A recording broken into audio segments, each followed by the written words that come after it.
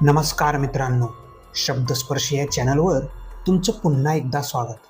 आजच्या कथेचं नाव आहे कड्यावरचं भूत. लेखन निलेश जाधव. कथा सुरू करण्याआधी जे कोणी या चॅनलवर पहिल्यांदा आले आहे त्यांनी पटकन चॅनलला सबस्क्राईब करून घ्या. चला तर मग वेळ न घालवता कथेला सुरुवात करूया. आमचं गाव पुण्याच्या नैऋत्य बाजूला वसलेलं सह्याद्रीच्या कुशीत आणि राजगड तोरणासारखं अभेद्य किल्ले व निसर्गानं परिपूर्ण असं वेल्हे तालुक्यातलं गाव. 2 दिवसांची सुट्टी असल्यामुळं मी गावाला आलो होतो. पुण्यापासून तासाभराच्या अंतरावर असल्यामुळं गावाला वरचेवर येणं जाणं होतंच. शिमग्याचा सण नुकताच होऊन गेला होता. रणरण करणारं ऊन अंगाची लाही लाही करत होतं.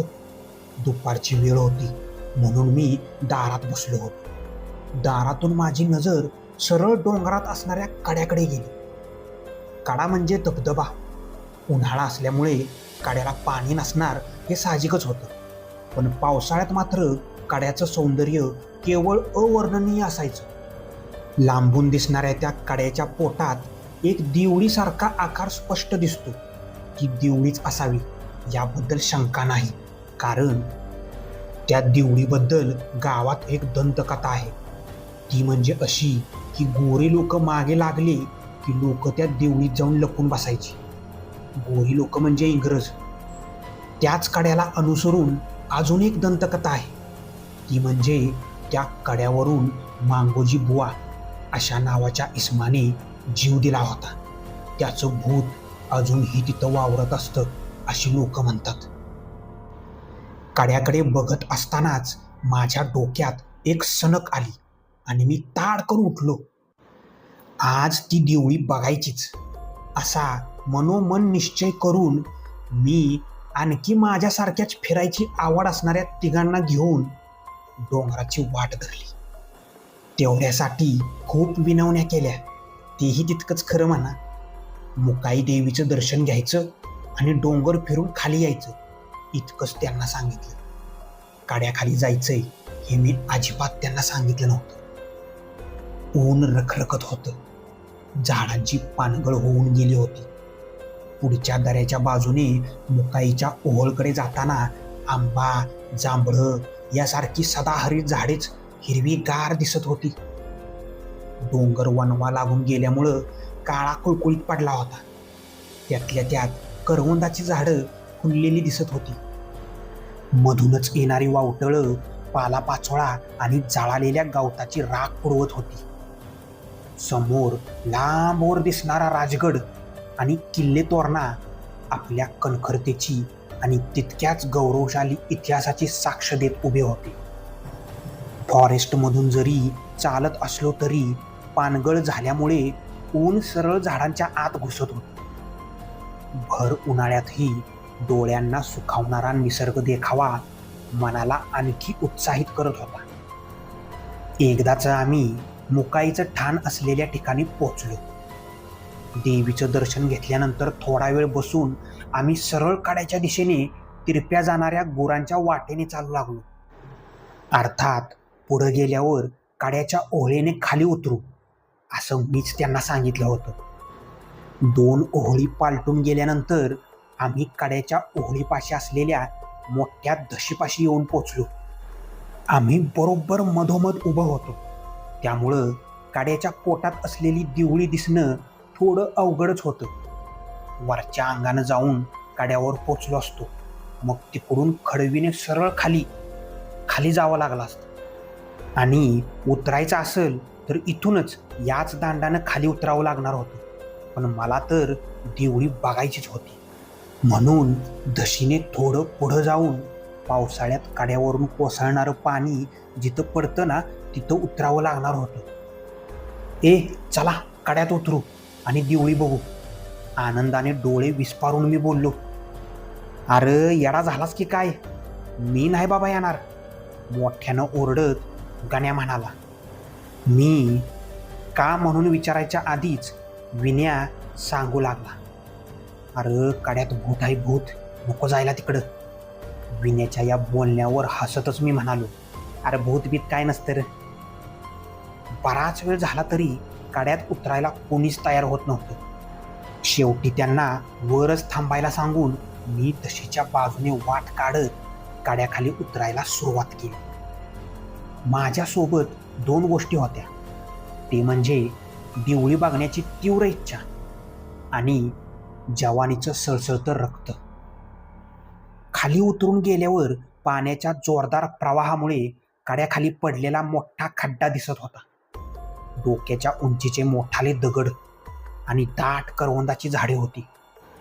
कड्याच्या एकदम कुशीत असल्यामुळं उन्हाचा मागमूसही नव्हता. देवळी जिथून पाणी पडतं ना तिथून 2-3 वाव आत असेल. पावसाळ्यात पाण्याच्या मागे असणाऱ्या कड्याच्या पोटात कोरलेल्या त्या देवळीत आरामात बसता येत असेल याचा अंदाज येत होता. मला मात्र दाट झाडीमुळं देवळी दिसत नव्हती. आजूबाजूच्या झाडांमुळं मी उभा असलेली जागा सहजासहजी दिसणं कठीणच होतं. देवळी बघायचीच या हेतूने मी कड्याच्या पोटात वाट काढत आत शिरलो. किड्यांची किर्र किर्र चालूच होती. मधूनच एखादी टिटवी टीव टीव टीव करत एकदम नीरव असलेल्या शांततेचा भंग करत होती. भर उन्हाळ्यातही ती जागा एकदम शीतल वाटत होती. माझं लक्ष वर गेलं तसं एखाद्या काळ्या कुट्ट ब्रह्मराक्षसासारखा आभाळाला गवसणी घालणारा कडा अंगावर येऊन आपण त्याखाली दबून जातो की काय, या विचारानेच माझा थरकाप उडाला. इतक्यात अचानक माझ्या शेजारी कोणीतरी उभं आहे असा क्षणभर मला भास झाला. अंगाला शिवून गेलेल्या त्या हळुवार वाऱ्याच्या झुळकीबरोबर अंगावर काटा उभा राहिला होता. मला दरदरून घाम फुटला. देवळी पाहण्याचा विचार मी तसाच ठेवत मागे फिरलो आणि पोरं थांबली होती त्या ठिकाणी जाऊन पोचलो. बघितली का रे देवळी? गाण्याच्या त्या बोलण्यावर मी चटकन म्हणालो. नाही र, लय अडचण आहे तिकडं, नाही बघितली. पुढे जास्त काही न बोलता मी पोरांना घरी चला असं म्हणालो. काड्याच्या ओहाळीने आम्ही खाली उतरलो आणि घरी गेलो. रात्र होत आली होती तरी माझ्या शेजारी कोण येऊन उभं राहिलं असावं याचाच विचार मी करत होतो. काड्याच्या खाली उतरल्यावर काय झालं याबद्दल मी चकार शब्दही कोणाला सांगितला नाही. उन्हाळ्यात त्यावेळी गावाकडे पाण्याच्या गैरसोयीमुळे बरीच लोक एक गावात न राहता शेतावर बांधलेल्या वाड्यावर जाऊन राहायची. आम्ही सुद्धा शेतातल्या वाड्यात राहायला आलो होतो. रात्र झाल्यावर मी जेवून पटकन झोपी गेलो. खूप दिवसानंतर डोंगराची तंगडतोड केल्यामुळे थकवा जाणवत होता. त्यामुळे झोप कधी लागली ते कळलंच नाही. साधारण पहाटेच्या सुमारास लघुशंकेसाठी मी उठलो आणि बाहेर गेलो.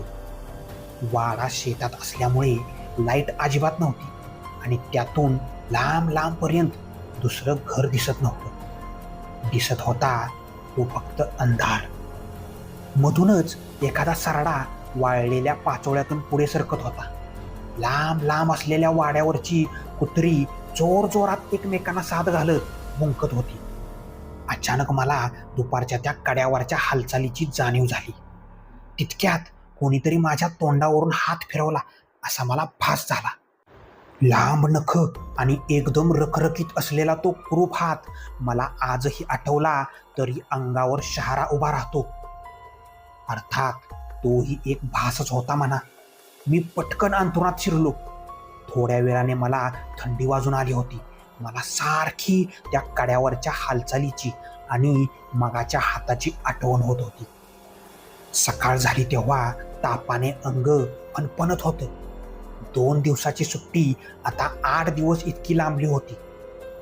कड्यावरचा किस्सा सांगितल्यानंतर घरातल्या लोकांची बोलणी खावी लागली असती. मित्रांनो, आजही दारातून कड्याकडे नजर जाते तेव्हा त्या देवळीचा विचार मनात डोकावून जातो. भीती तर वाटतेच, पण ती देवळी पाहण्याची उत्सुकता आजही मेलेली नाही. बघू, परत कधी संधी मिळालीच तर परत एकदा नक्कीच भेट देईन म्हणतो.